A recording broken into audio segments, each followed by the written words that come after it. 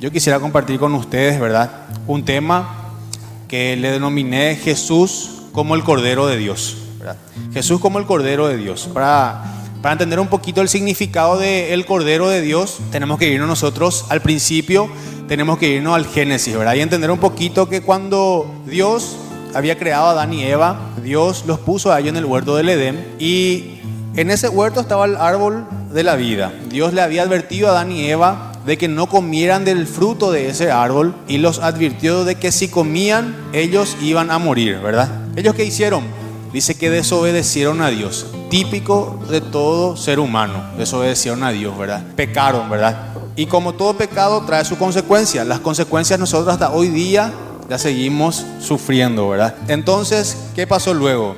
El pecado trae consecuencias. Es como la tarjeta de crédito, ¿verdad? Disfrutá ahora, utilizá ahora, pero tenés que pagar. Sí o sí tenés que pagar. Bueno, yo no quiero hablar solamente de esas consecuencias, sino también resaltar algo, ¿verdad? No solamente de que Dios los echó a ellos del huerto del Edén, sino también yo quiero destacar acá el amor, quiero destacar la bondad, quiero destacar la misericordia de Dios, de cómo trató a sus criaturas, ¿verdad? Después de que ellos pecaron, dice que tuvieron miedo y se escondieron, porque eso también causa una consecuencia del pecado, ¿verdad? El miedo y la vergüenza. Y Dios, en vez de aplicar toda su ira, de juzgarlos a ellos, ¿qué es lo que hizo? Dios dice que trató con amor, Dios dice que trató con misericordia, justamente ¿a quiénes? A ellos, a sus criaturas. Dice que buscó a sus criaturas que habían caído. ¿Y qué es lo que le preguntó al hombre? Porque dice que le preguntó a Adán y le dice: Adán, ¿dónde estás? Parece una pregunta tan sencilla, ¿verdad? Le dice: Adán, ¿dónde estás tú? Esta pregunta demuestra dos cosas. Adán, ¿dónde estás? Primeramente demuestra que el hombre estaba perdido y Dios es el que viene a buscar al hombre. El hombre estaba perdido y Dios es el que viene a buscar al hombre. Y también otro punto es que el hombre había pecado, y también resaltamos la gracia de Dios. Dos cosas demuestra esta pregunta. Como dije, primeramente demuestra que el hombre estaba perdido y que Dios es el que viene a buscar al hombre. Y en otro punto vemos que nos resalta el pecado del hombre y también la gracia de Dios. Luego, ¿qué hizo Dios? Luego Dios le aplicó la disciplina, y no solamente le aplicó disciplina, sino que también, ¿qué hizo Dios? Buscó la restauración de ellos, ¿verdad? Buscó la restauración y les dio instrucciones para que ellos puedan vivir, y dice que les dio y los cuidó y les dio ropa para su vestimenta. Génesis 3:21 dice que Jehová Dios hizo al hombre y a su mujer túnicas de pieles y los vistió. Ahora, la Biblia exactamente no dice qué tipo de animal era. Probablemente era la de un cordero, pero era un animal. Un animal fue sacrificado. Fue sacrificado un animal desde ese entonces, ¿verdad? Entonces yo puse algunos puntos, ¿verdad? Ese animal tomó el lugar de ellos y murió por ellos. En vez de que Adán y Eva murieran, tuvo que morir ese animal.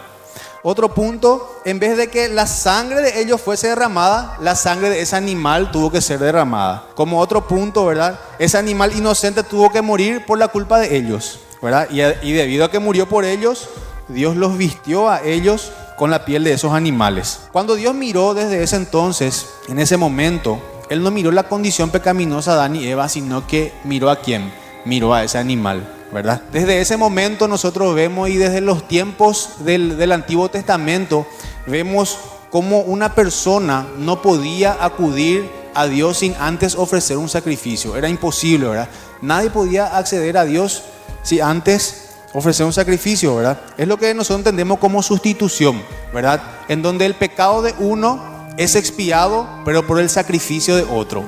Otro tiene que ser sacrificado para que mi pecado sea justamente expiado, ¿verdad? Ahora, Dios siempre trató con el pecado por medio de la sangre y los sacrificios. Siempre fue ese el sistema. Ahora, el primer ejemplo vimos a Adán y Eva. Un animal tuvo que ser sacrificado para cubrir la desnudez y la vergüenza de ellos.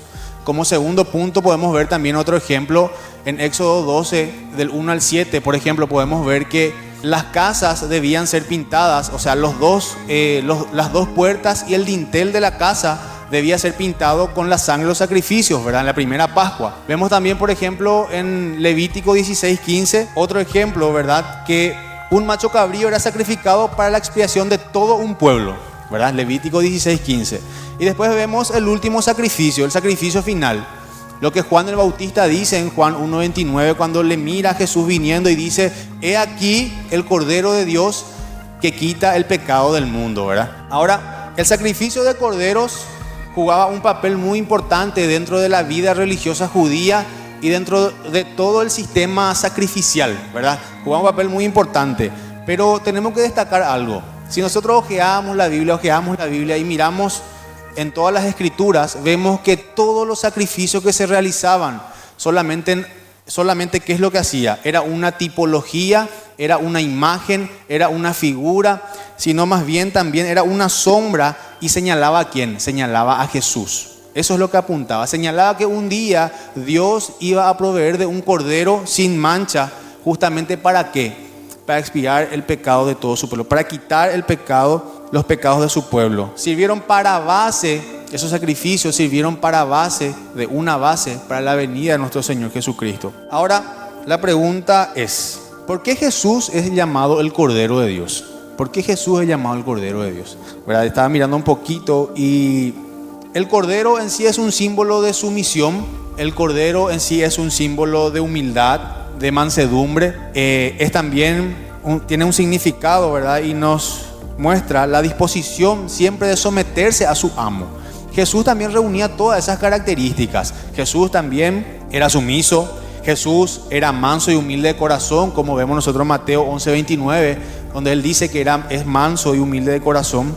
Él se sometía a la voluntad de su Padre, ¿verdad? Fue obediente hasta la muerte y muerte de cruz, nos dice Pablo en Filipenses. Y podemos ver también cómo en Isaías 53:7 nos dice: angustiado él y afligido, no abrió su boca, y como cordero fue llevado al matadero, y como oveja delante de sus trasquiladores, enmudeció y no abrió su boca. Jesús por eso es llamado el Cordero de Dios. Ahora vamos a mirar un poquito algunas diferencias. Yo sé que hay muchas similitudes, ¿verdad? Algunas diferencias entre los sacrificios que se realizaban en el antiguo pacto, en el Antiguo Testamento, y también el sacrificio de Jesús, ¿verdad? Bueno, algunas diferencias son primeramente que en el antiguo pacto los animales que eran sacrificados eran muchos, pero en este caso nosotros vemos que la víctima es solamente uno. Por eso Juan el Bautista lo presenta y lo dice el Cordero, dice. Esa es una diferencia, ¿verdad? Eran muchos, pero ahora es solamente una la víctima. Otra diferencia es que en el sistema levítico cada israelita tenía que proveer justamente su propio cordero para el sacrificio por el pecado. Cada israelita. Pero en este momento nosotros lo que vemos acá en esta escena es que Dios es el que provee el cordero. Dios es el que provee la víctima. Ya no es la persona, ¿verdad? Por eso se lo denomina el Cordero de Dios. Es lo mismo que en Génesis 22 nosotros observamos, ¿verdad? ¿Se acuerdan Abraham e Isaac, verdad? ¿Y qué es lo que le pregunta Isaac a Abraham? Le dice: Padre mío, sí, heme aquí, Isaac. ¿Qué pasó?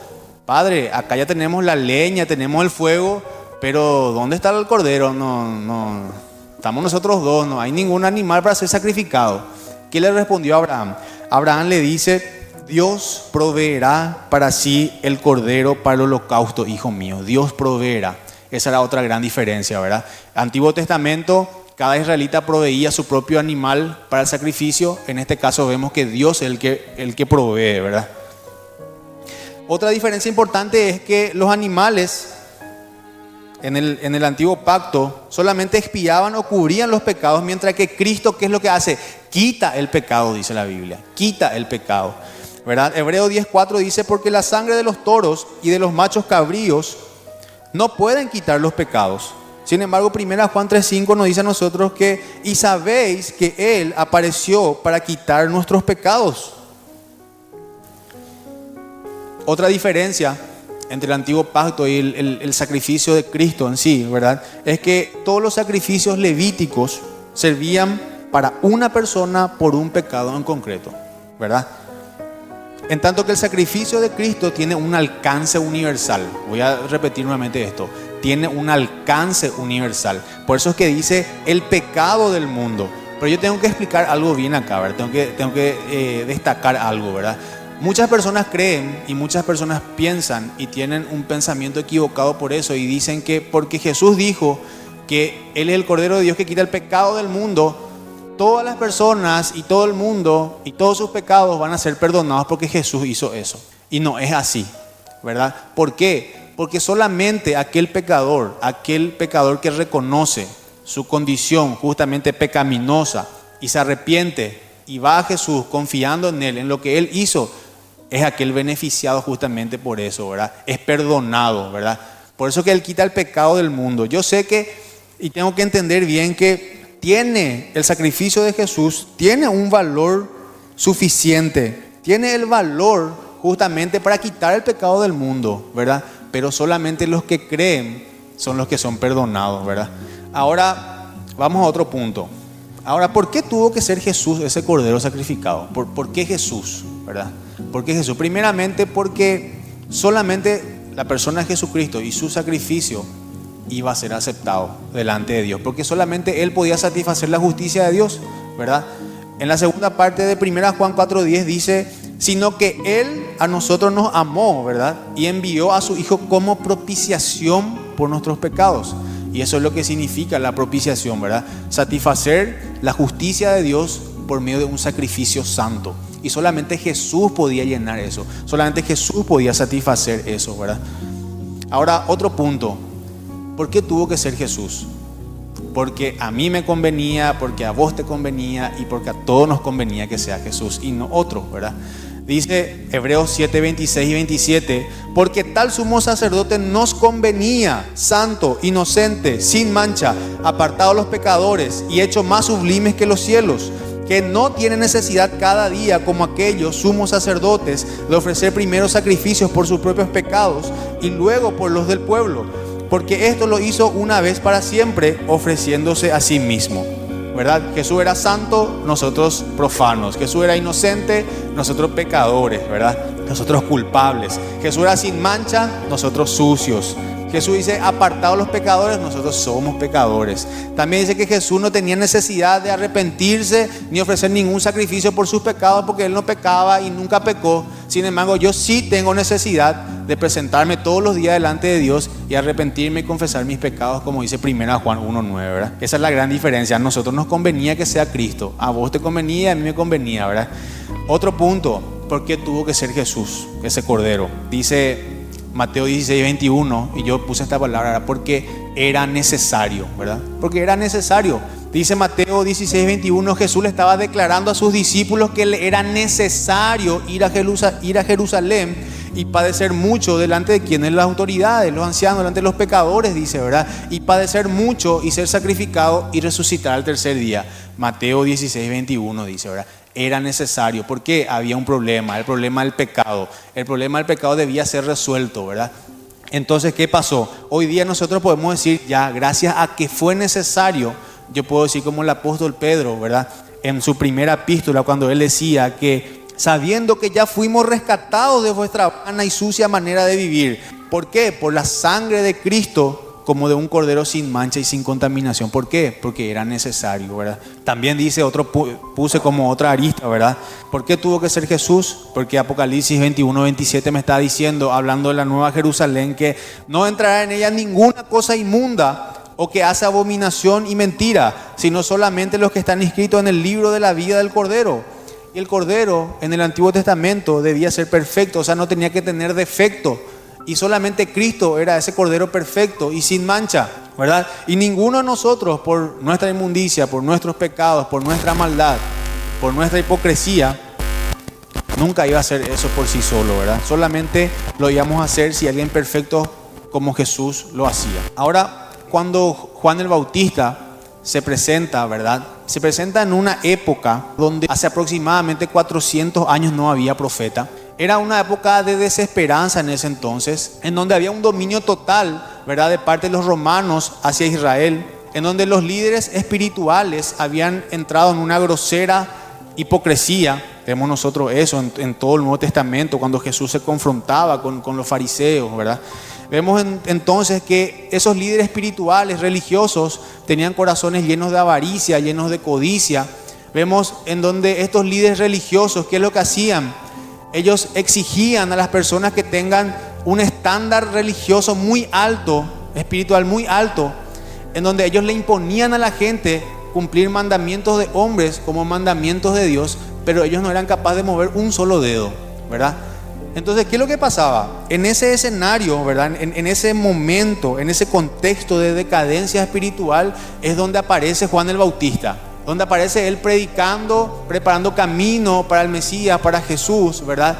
En donde Jesús viene un día caminando y vemos nosotros en Juan 1:29, donde él dice: he aquí el Cordero de Dios que quita el pecado del mundo, dice. Ahora, si Juan el Bautista era pariente de Jesús, seguro ya había escuchado él de Jesús, un testimonio, ¿verdad? Ya había escuchado él. ¿Por qué, por ejemplo, no dijo: he aquí el gran predicador, he aquí el gran ejemplo, he aquí el gran maestro? ¿Por qué no dijo eso, verdad? ¿Por qué dijo el Cordero de Dios que quita el pecado del mundo, verdad? ¿Por qué? Porque el problema era el pecado del hombre. El problema era el pecado del hombre y Jesús era el único que podía solucionar ese problema. Y cuando Él dice: he aquí, Él está señalando, es una forma de señalar. Él es el que va a traer la solución al problema del pecado. Él es el que va a quitar el pecado. Esa también hoy día debe ser mi predicación. Esa hoy día debe ser tu predicación, ¿verdad?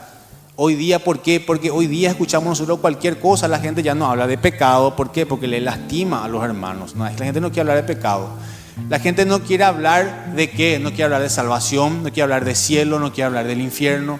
La gente hoy día ya no habla de eso, no habla de que en Jesús hay esperanza, sino que hoy día todas las prédicas, todos los mensajes, ¿verdad? No hay que generalizar tampoco, pero las megas iglesias en donde nosotros vemos que la gente se va, muchísima gente asiste a las iglesias. ¿Por qué? Porque hay mensajes motivacionales, mensajes que hablan: tenés que hacer 5 pasos para que Jesús te prospere en tus negocios, para que Jesús te prospere en tu trabajo, en tu familia, 5 pasos de cómo tenés que hacer para ser mejor, ¿verdad? Todo mensajes motivacionales, ¿verdad? Vos sos un campeón, el Señor quiere lo mejor para ti, ¿verdad? O sea, quitan versículos de contexto justamente para engrandecer al hombre, pero no a Cristo, ¿verdad? El mensaje se ha perdido, ¿verdad? El mensaje principal. Entonces hoy día esa debe ser mi predicación. Entonces eso me tiene que a mí llevar a reflexionar y decir: qué impresionante ministerio tenía Juan el Bautista de preparar el camino a Jesús. Él predicaba sobre arrepentimiento, él predicaba sobre perdón de pecados, él predicaba de que Jesús podía hacer eso. Y esa también debe ser hoy día mi predicación. La ventaja que yo tengo, que nosotros tenemos, es que Él estaba preparando el camino para Jesús. Hoy día nosotros ya sabemos que Jesús murió. Hoy día nosotros sabemos ya que Jesús resucitó, ¿verdad? Entonces nosotros tenemos que predicar eso, tenemos que predicar el Evangelio. Y para terminar, quiero leer lo que dice Apocalipsis, en Apocalipsis 5, desde el versículo 3. Y ninguno, ni en el cielo ni en la tierra, ni debajo de la tierra, podía abrir el libro, y ni aún mirarlo. Y lloraba yo mucho porque no se había hallado a ninguno digno de abrir el libro, ni de leerlo, ni de mirarlo. Y uno de los ancianos me dijo: no llores, he aquí el león de la tribu de Judá, la raíz de David, ha vencido para abrir el libro y desatar los 7 sellos. Y miré y vi que en medio del trono y de los 4 seres vivientes, en medio de los ancianos, estaba en pie un cordero como inmolado, dice. Un cordero como inmolado, que tenía 7 cuernos, que significa justamente la omnipotencia de Dios, y 7 ojos, que demuestra justamente la omnipresencia de Dios, que Dios está en todo lugar, que Dios mira todo y sabe todo, ¿verdad? Los cuales son los 7 espíritus de Dios enviados por toda la tierra. Y vino y tomó el libro de la mano derecha del que estaba sentado en el trono. Y cuando hubo tomado el libro, los 4 seres vivientes y los 24 ancianos se postraron delante del Cordero. Todos tenían arpas y copas de oro llenas de incienso, que son las oraciones de los santos, y cantaban un nuevo cántico diciendo: digno eres de tomar el libro y de abrir los sellos, porque tú fuiste inmolado y con tu sangre nos has redimido para Dios, nos has comprado para Dios, de todo linaje y lengua y pueblo y nación. Y nos ha hecho para nuestro Dios reyes y sacerdotes, y reinaremos sobre la tierra. Y miré y oí la voz de muchos ángeles alrededor del trono, y de los seres vivientes y de los ancianos, y su número era millones de millones, que decían a gran voz: el cordero que fue inmolado es digno de tomar el poder, las riquezas, la sabiduría, la fortaleza, la honra, la gloria y la alabanza. Y a todo lo creado que está en el cielo y sobre la tierra y debajo de la tierra y en el mar, y a todas las cosas que en ellos hay, oí decir: al que está sentado en el trono y al Cordero sea la alabanza la honra, la gloria y el poder por los siglos de los siglos.